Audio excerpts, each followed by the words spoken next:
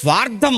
ప్రతి మనిషి స్వార్థం. భర్త స్వార్థం, భార్య స్వార్థం, పిల్లలు వారు స్వార్థం. నేను బాగుండాలని కూడా తప్పు కాదండి. నేను మాత్రమే బాగుండాలి, ఎదుటి వారు ఏమైపోతే నాకేంటి. స్వార్థం. నిజంగా నువ్వు మంచివాడవైతే నువ్వేమని ఆశించాలో తెలుసా? అందరూ బాగుండాలనుకోవాలి. నువ్వు నేను మాత్రమే బాగుండాలని నువ్వు అనుకుంటున్నావు. అలా అనుకోబట్టే కదండి సమాజంలో దోపిడీలు పెరిగిపోయాయి, సమాజంలో అవినీతి పెరిగిపోయింది, సమాజంలో కుప్పకోణాలు. ఒక్కొక్కడు ఎంత సంపాదిస్తున్నాడంటే ఉన్నవాడికి చూడండి ఎకరాలు ఎకరాలు ఎకరాలు. పేదవాడికి ఏవండి ఒక 2 సెంటు, 1 సెంటు భూమి లేకుండా బాధపడే వాళ్ళు ఎందరు ఇప్పటికి ఎంతమందిని మనం చూడట్లేదు చెప్పండి? ఎంతమంది చూడట్లేదండి పట్టణాలలో? ఏం చేస్తావురా? పోయేటప్పుడు ఏం తీసుకెళ్ళిపోతావు? ఎంత తీసుకుని వెళ్ళిపోతావు చెప్పు ఒకసారి. నువ్వు వెళ్ళేటప్పుడు నువ్వు తీసుకుని వెళ్ళే స్థలం ఎంతో చెప్పు.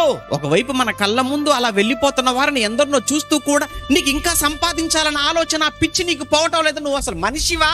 ఎందుకురా దోచుకుంటున్నావు? ఎందుకురా ఎదుటివాడి కడుపు కొడుతున్నావు? వీళ్ళందరి పరిస్థితి ఏంటి చెప్పండి? అందుకే వాళ్ళ చావులు మామూలుగా ఉండవు.